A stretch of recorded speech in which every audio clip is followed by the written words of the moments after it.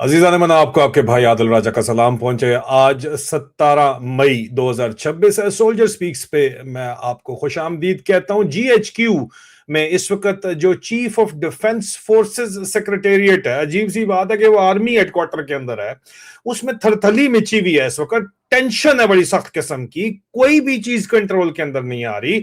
26वीं और 27वीं तरमीम की तरह समझा जा रहा था कि 28वीं तरमीम भी जो हलवा साबित होगी, लेकिन एक तरफ तो वो जाके फंस गई है, क्योंकि अगर 28वीं नहीं होगी तो 29वीं कैसी होगी वो अलग अलग स्टोरी है। लेकिन फंसी किस तरह है जाके कि पाकिस्तान की फौज के ऊपर इस वक्त एक बाकायदा हमला जारी है। और जारी बात है, पाकिस्तान की फौज के ऊपर का मतलब है कि पाकिस्तान के अंदर वो बैठे हुए हैं, तो पाकिस्तान के ऊपर हमला जारी है। आपको पता है, मैंने इसके ऊपर स्टोरी की जिस वक्त जो तफसीलात जिसकी सामने आई कि जनाब पाकिस्तान का मीडिया इस पर बात ही नहीं कर रहा। बाजोड़ से बन्नू तक जो इस वक्त अस्करियत पसंद है, उनका अटैक इस वक्त जारी है। और ये पाकिस्तान का इंटरनल इशू है, पहले इस बात को क्लैरिफाई कर लीजिए। पाकिस्तान का अंदरूनी मामला है। लेकिन पाकिस्तान के फौजी जनरलों ने हमेशा से एक चीज सीखी है, ट्रेनिंग का हिस्सा है कि, और फौजी अफसरों का भी यह हिस्सा है कि कभी अपनी गलती नहीं माननी। और कैरियर टोनी अफसर जो है वो अपनी गलती किसी और के ऊपर डाल देते हैं कि सर मैं नहीं कीता, तो कसूर है। जिस तरह अभी कहा जा रहा है कि ये हमारी पॉलिसीज का कसूर नहीं है। बाजवे ने 1 अरब रुपया लगा दिया ये कहने के ऊपर कि हमारी पॉलिसीज का कसूर नहीं था कि मुल्क 2 टुकड़े हो गया और मशरकी पाकिस्तान बांग्लादेश बन गया। बाजवे ने 1 अरब रुपया लगाया ये बताने पे कि नहीं, सियासतदान का कसूर था, भुट्टो का कसूर था, लोगों का कसूर था, बंगालियों का अपना कसूर था, फौज का कसूर नहीं था। इसी तरह अब अन्नेवा पैसा फेंका जा रहा है ये बताने के ऊपर कि भाई ये तो अफगानिस्तान का कसूर है, हमारा कसूर ही नहीं है। पीटीआई का कसूर है, हमारा कसूर ही नहीं है। इमरान खान का कसूर है, हमारा कसूर ही नहीं है। सालो तुम्हारा कसूर है, तुम्हारा कसूर है। अवाम क्या कह रही है पहले सुन लो, उसके बाद तुम्हें बताता हूं कि फौज के अंदर क्या चल रहा है। पहले अवाम क्या कह रही है वो तो सुन लो। अवाम जिन उनके ऊपर अपनी अवाम पे तुम बमबारी फेंक कर रहे हो, और ये बात वाजे रखो कि पाकिस्तान और अफगानिस्तान बॉर्डर के दोनों तरफ एक ही कौम आबाद है। तारीख पढ़ो, डिवाइडेड ट्राइब्स को पढ़ो, दोनों तरफ एक ही कबाइल आबाद हैं। वो क्या कहते हैं जिनको तुम सुबह शाम जिनके मासूमों को मार रहे हो, वो क्या कहते हैं? थोड़ी सी वीडियो शायद पुरानी हो, लेकिन सेंटिमेंट पुराना नहीं है। क्या सेंटिमेंट है देख लीजिए, आपको आइडिया हो जाएगा। देखिए जरा। का बना हुआ बम है ये, हमारे ऊपर ये हमारे जालिम हुक्मरान गिराते हैं। इसके ऊपर लिखा है PAF WAA। आप देख सकते हैं, ये देखो, ये छोटे बच्चे, ये सब जो बैठे हैं, बूढ़े, ये बम जो कल इस्तेमाल हुआ, बाज लोग जो है औरतें वो मिंटल हो गई इसकी ब्लास्ट की वजह से। देखो हमने इस अपनी पेट की कमाई इनकी तनख्वाहों पे, इनके टैक्स पे लगाया कि ये हमारी हिफाजत करे। ये कमीना और बेगैरत हमारे ऊपर बम गिराता है, इन्हें शर्म आनी चाहिए। हम लानत बेचते हैं ऐसे फौज पे जो हमारे मस्जिदों पे, घरों पे, छोटे बच्चों पे। और आप शायद वो मौला खान साहब में उन्होंने वो गुसल खाने में आपको कुरान को आग लगा दिया। क्या ये मुसलमान है? अब ये जनरल सेंटिमेंट है पब्लिक का, वो सही कह रहे हैं गलत कह रहे हैं, मैं किसी चीज को इंडोर्स नहीं कर रहा, लेकिन ये जनरल सेंटिमेंट अब सिर्फ और सिर्फ खैबर पख्तूनख्वा का नहीं है, ये पूरे पाकिस्तान का है। सिर्फ बलूचिस्तान फ्रिंज एलिमेंट्स का नहीं है, जिनको आप फ्रिंज एलिमेंट्स बोलते हो, ये पूरे पाकिस्तान का सेंटिमेंट है। और इसका इल्जाम अगर आप कहो कि जिस तरह आपने 71 में बंगालियों पे डाल दिया, सियासतदानों पे डाल दिया, अब भी सियासतदानों के ऊपर तो डाल रहे हैं, लेकिन साथ अफगानिस्तान के ऊपर डालना चाह रहे हो, ओ भाई नहीं, ये कहानी नहीं चलने वाली। पहले तो इस बात को यहां पे क्लैरिफाई कर लें, फिर जरा मैं आगे आपको अंदर की सारी कहानियां भी बता दूं। ये बन्नू और बाजोड़ के अंदर जो फौज के ऊपर जो होने वाले हमलों के बाद एक बार फिर से जो आप अफगानिस्तान के ऊपर इल्जाम आयद करना जो शुरू कर दिया गया है, और फौज के इंफॉर्मेशन ऑपरेशन के हैंडल्स जो हैं वो जिम्मेदारी अपने मर्जी से नहीं, अपने सर पे नहीं लेते। असल में मुनीर मिस्त्री की अपनी खुदगर्ज पॉलिसीज मैंने आपको 28 जनवरी को बताई थी कि ये लोग करेंगे क्या। मैंने आपको बार बार बताया कि भाई ये खुद से दहशतगर्दी की अफरियत को खड़ा करेंगे, अफगानिस्तान को निशाना बनाएंगे, और फिर गजा इन्होंने फौज नहीं भेजनी, वो नहीं भेजेंगे क्योंकि फौज खुद बगावत के ऊपर उतरी हुई है। पहली बात वही साबित होगी बात। और दूसरा, ये फिर अमेरिका को बताएंगे, अपने डैडीज को बताएंगे जाके, जर्नैल के सर हमारा तो इंटरनल सिक्योरिटी सिचुएशन बड़ी खराब है, और दूसरा हम पूरी कोशिश करें आपको बगराम एयरबेस लेके देने की। और इस वजह से अपनी कमजोरियों को छुपाने के लिए इल्जाम अपनी डोमेस्टिक ऑडियंस को भी अफगानिस्तान के ऊपर डालने की कोशिश करेंगे, जिसकी वजह से एक बरादर मुसलमान मुल्क के साथ ताल्लुकात खराब होंगे, जो कि हो रहे हैं। अब मैं पाकिस्तान के तमाम यहां पे सियासतदानों और आवाम से एक दफा फिर अपील करता हूं कि वो मुनीर मिस्त्री, आसिम मुनीर की शैतानी पॉलिसियों का रास्ता रोके और इमरान खान और तहरीक इंसाफ की तरह बरादर हमसाया मुल्क के साथ भाईचारे और अच्छे ताल्लुकात को कायम करें। क्योंकि ये डिक्टेटर, आप जितना मर्जी जिसको जो भी कहते रहे, वो ये आज है कल नहीं होगा, इसका कोई नामो निशान भी नहीं होगा। आज बाजवे की जो हालत है, क्या वो आपके सामने नहीं है?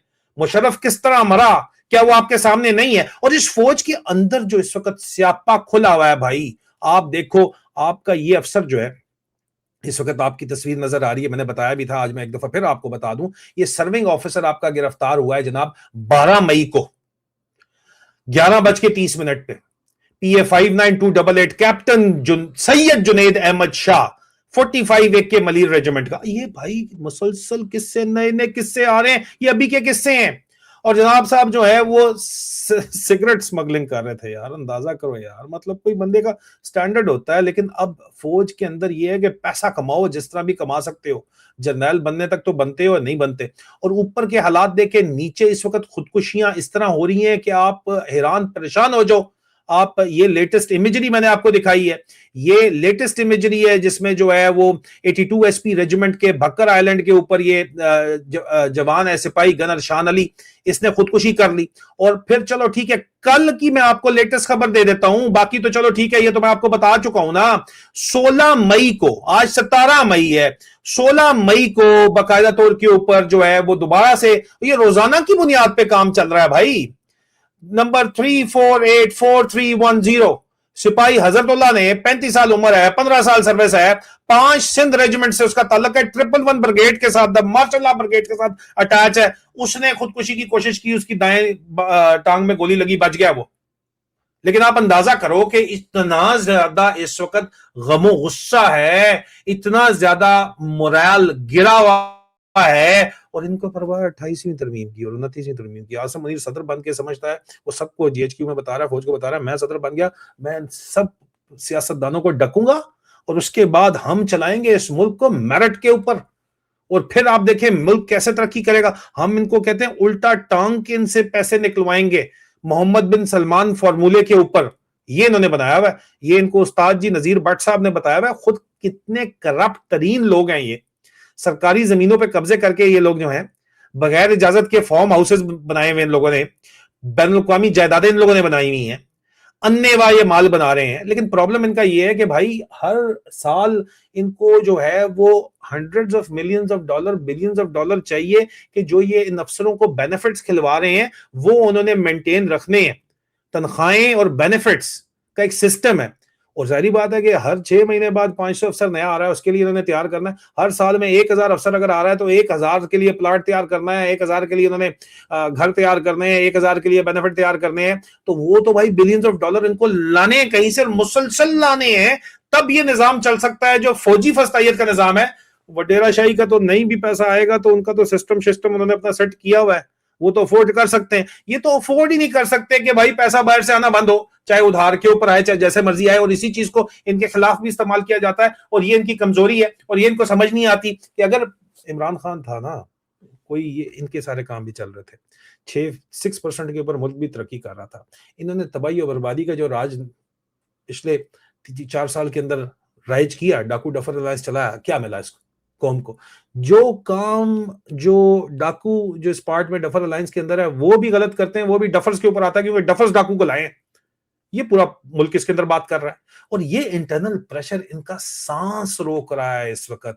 इनके कंट्रोल से बाहर है मामलात, और जर्नैल इनके कंट्रोल से इनको खुलेआम गालियां निकाल रहे हैं अंदर। और उनको खुश करने के लिए ये मैंने आपको बताया, DHA कराची के अंदर प्रोजेक्ट चलाया जा रहा है। जो लोगों को प्लॉट दिए जा चुके हैं फेज 8 के अंदर, उनसे छीन के वापस कमर्शियल प्लॉट बना के डॉलर कमा के जर्नैलों को दिए जा रहे हैं, खास तौर के ऊपर, ताकि जर्नैल राजी रहें। फिर भी जर्नैल पाकिस्तान से बाहर आके अन्नेवा आसिम मुनीर को गंदी गालियां निकालते हैं। क्यों निकाल रहे हैं गालियां? क्योंकि अवाम खुश नहीं है, क्योंकि वो भाई इतना उनको भी पता है, आईक्यू लेवल उनका भी है, उनको समझ आ रही है कि ये जो निज़ाम है एक बेनिफिट सिस्टम है। जिसमें यूके में हर किसी का, मैं रहता हूँ यूके में, हर किसी का इलाज जो है वो एनएचएस के ऊपर है, हर किसी को एक बेनिफिट मॉडल है, एक वेलफेयर स्टेट मॉडल है जो इमरान खान लाना चाहते थे पाकिस्तान के अंदर, वो यूके में मौजूद है। वो सिर्फ फौज के लिए नहीं है यूके की, ये यूके की एयरफोर्स के लिए नहीं है, ये यूके की नेवी के लिए नहीं है, ये यूके की पुलिस के लिए चंद लोगों के लिए नहीं है, पूरे के पूरे हर शहरी के लिए। लेकिन पाकिस्तान में निजाम सिर्फ और सिर्फ अफवाज पाकिस्तान के लिए है, वेलफेयर सिस्टम है, सीएमएच फ्री इलाज सब कुछ है, वो होना पूरे पाकिस्तान के लिए होना चाहिए। उनमें नहीं कहता उनके लिए नहीं होना चाहिए, पूरे पाकिस्तान के लिए होना चाहिए, यकसा होना चाहिए। वो कैसे हो सकता है भाई? अगर पॉलिटिकल स्टेबिलिटी हो और इकोनॉमिक स्टेबिलिटी हो तो पाकिस्तान में तो जखायर से मालूम हाल है, पाकिस्तान कुदरती जखायर से हो सकता है, लेकिन नहीं हो सकता, होने देना चाहते। क्योंकि भाई एक वो बंदा था, उसे पूछा कि भाईजान पेट्रोल बड़ा महंगा हो गया, डीजल बड़ा महंगा हो गया, तुसी तो कोई परवाह नहीं। वो कहना है वही चंगा हो गया, महंगा हो गया। पंजाब की ये जो सोच है, पंजाब सुपरमस्त सोच है, जिसकी वजह से पाकिस्तान की तबाही हो रही है। अफगानिस्तान के ऊपर अभी पहले बंगालियों के ऊपर इल्जाम लगा दिया था, अभी अफगानियों के ऊपर इल्जाम लगा रहे हैं। ये सोच है। वो कहता है भाईजान सस्ता पेट्रोल हो गया तो सारे पवाएंगे, महंगा है तो सिर्फ ਅਸੀਂ ਪਵਾਵਾਂਗੇ तो दसांगे कि ਅਸੀਂ ਵੱਡੇ चौधरी हैं। ये पंजाब सुपरमस्त माइंडसेट जो है, इसने तबाही और बर्बादी कर दी है इस मुल्क की, किसी को कोई शक नहीं होना चाहिए। और इस फौज के अंदर जाहिर बात है कि इस वक्त बड़ा सवेयर क्राइसिस खड़ा हुआ है इस वक्त, क्योंकि जर्नैल खुलेआम पाकिस्तान से बाहर पहले गालियां निकाल रहे थे, अब आपस में बातचीत करते हुए गालियां निकाल रहे हैं। और आसिम मुनीर अब इस पोजीशन में नहीं है कि मिलिट्री इंटेलिजेंस उसको रिपोर्ट दे रही है कि जर्नैल आपको गालियां नाम लेके निकाल रहे हैं। कभी बहक जाते हैं तब निकालते हैं, कभी वैसे गुस्से में निकालते हैं। तो आसिम मुनीर इस पोजीशन में नहीं है कि इन जर्नैलों के खिलाफ कार्रवाई कर सके। हालांकि जर्नैलों के बड़े बेनिफिट्स हैं, प्राइवेट गुफ्तगू के अंदर इनके तमाम कॉल्स वगैरह टेप होते हैं और वो रिपोर्ट की जाती है। तो उल्टा उनको ये डीएचए कराची टाइप जो है वो रेजिडेंशियल प्रॉपर्टीज को कमर्शियल प्रॉपर्टीज में चेंज करके लोगों से छीन के लिए जा रहे हैं प्लॉट वापस। लोगों को कंपनसेशन के अंदर जो कुछ दिया जा रहा है वो पीनट्स हैं, लेकिन ये प्लॉट्स जर्नैलों को दिए जा रहे हैं। उसके बावजूद भी जर्नैल कहते ही हैं कि यार प्लॉट तो तब बिकेगा जब कराची और इस्लामाबाद में चाइनीज बायर ने रखा हुआ है, ठीक है, लेकिन यार ये जर्नैल अभी इस साल तो तुम पूरा कर लोगे, अगले साल अगले जर्नैलों की खेप आ जाएगी, उसके लिए कहां से पूरा करोगे यार? ये एक बहुत बड़ा इशू है जिसकी वजह से जो आसिम मुनीर और उसके साथ जो जर्नैल चीदा हैं, उनके अंदर खौफ की एक लहर बड़े वाज़ेह तरीके से दौड़ रही है। और एस्टैब्लिशमेंट जो इनकी एस्टैब्लिशमेंट है, उसका जनाजा निकालने के लिए कल के अगर आपने 2 वीलॉग्स देख ली हैं जनरल कियानी से मुलाकात के पीछे जो असल कहानी है, उसमें जो डफर्स जिन डाकू को आप बोलते हो लेके आए हैं, ये जो सियासतदानों को लेके आए हैं, वही अब ये उनकी जड़ें काटना चाहते हैं और ये इनकी जड़ें काटना चाहते हैं। क्योंकि भाई खाने के लिए इतना नहीं है ना कि सारे मिलके खा सके, पैसों की तकसीम का मामला हुआ है यहाँ पे। और वो भाई अगले तुम जैसे जर्नैलों को कई को भुगत चुके हैं, वो समझ चुके हैं कि तुम्हारी जड़ें किस तरह काटनी है, और वो काट रहे हैं। और एस्टैब्लिशमेंट का जनाजा एक तरफ, बगावत का जो बढ़ता हुआ जोर है वो दूसरी तरफ, और तीसरी तरफ भाई एक कांस्टेंट प्रेशर कि मजीद डॉलर लाने हैं, कहां से लाने हैं। क्योंकि यही ये तो 1000 अफसर आ रहा है, मैं आपको बता रहा हूँ, हर साल के अंदर आ रहा है, इनको पूरा करना है, और एयरफोर्स और नेवी वालों को भी पूरा करना है, और मिलके अगर वो लोग राजी होंगे तो इनका काम चलना है। तो ये मैं आपको इनसाइड एक माइंडसेट पिक्चर दे रहा हूं कि कप्तान आपके स्मगलिंग करते पकड़े जा रहे हैं, जवान और अफसरान आपके खुदकुशियां कर रहे हैं, और इसके अलावा जो है वो सेक्सुअल वायलेंस के केसेस खुलेआम इस वक्त फौज के अंदर हो रहे हैं। उसके ऊपर भी मैंने लिंक में डिस्क्रिप्शन के अंदर डाल देता हूं, मैंने तफसील के साथ पूरी की पूरी बात की कि सब अच्छा नहीं है सर, सब अच्छा नहीं है। और आप घूम फिर के आपको हमेशा स्केपगोट चाहिए। आप अफगानिस्तान के ऊपर इल्जाम लगा रहे हो, पहले आपने बांग्लादेश पे लगाया था, आधा मुल्क गवाया था, अब आप अफगानिस्तान पे लगाना चाहते हो। हालांकि आपकी अपनी पॉलिसीज हैं, उसके ऊपर आप बात नहीं करते। पाकिस्तान के अवाम से आप हकायक को छुपाते हैं, अपनी कमजोरियों को छुपाते हैं। मैं क्या कर रहा हूं, मैं कमजोरियां आपकी क्यों बता रहा हूं? जाके भाई जो है ये आप कम से कम सेल्फ अपनी गिरबान के अंदर झांको ना, अपने आप को सेटल कर लो, ठीक कर लो, नहीं तो अवाम आपको ठीक कर ही देगी, आज नहीं तो कल। आपने अपने आप को एक खुदा का स्टेटस बना के नऊजुबिल्लाह जो पेश किया हुआ है, वो अब नहीं चलने वाला काम। अवाम का हक है सच जानना, और हम उनको सच बताएंगे। और भाई पहले तुम बांग्लादेश पर इल्जाम लगाते थे, अब तुम अफगानिस्तान पर इल्जाम लगाते हो। तुम खुद क्या करते हो सालों, उसके बारे में भी तो देखो, सोचो कुछ। बहरहाल दिस इज द सिचुएशन, और ये सिचुएशन रोज बरोज इनके लिए अनसस्टेनेबल होती जा रही है, किसी सूरत से ये सस्टेनेबल नहीं है सिचुएशन। और ये इनसे खुद तो इकॉनमी चलती नहीं, ये डंडा दे रहे हैं जनाब वो पटवारियों को, चपरासियों को, तुम चलाओ भाई। वो क्यों चलाएंगे? वो चला के अपने हाथ पैर काट के तुम्हें क्यों देंगे? क्योंकि तुम जब पैसों की डिस्ट्रीब्यूशन, पैसों की तकसीम की बारी आती है तो तुम कहते हो कि सारा इधर लायन शेयर हमें मिलना चाहिए बिकॉज हम लायन है। वो कहते हैं ऐसे ही शेयर हंसियां, ठीक है। दरमियान में एक जरदारी सब पे भारी गेम हो जाती है, और असल जो पॉलिटिकल लीडर है जिसकी वजह से पॉलिटिकल स्टेबिलिटी आ सकती है उसको तुमने जेल में टका हुआ है, और उससे तुम सिंसियर ही नहीं हो, तुम झूठी खबरें चलाते हो। जनरल क्या नहीं मिलने चला गया मेरा नाम लेके, उस पर भी तफसील में बता चुका हूं कल के व्लॉग में, देख लीजिए, समझ आ जाएगी आपको। तो ये असल कहानी है, बाकी सारे फसाने हैं, और ये बताना इसलिए जरूरी है क्योंकि इन्फॉर्मेशन आपका राइट है, और इन्फॉर्मेशन की बुनियाद के ऊपर एक इन्फॉर्म्ड डिसीजन आप लेंगे तब पाकिस्तान में किसी को कोई फर्क पड़ेगा। आपकी सपोर्ट का बहुत बहुत शुक्रिया। बहुत जल्द दोबारा मुलाकात होती है, अपना ख्याल रखिए। खुदा हाफिज़।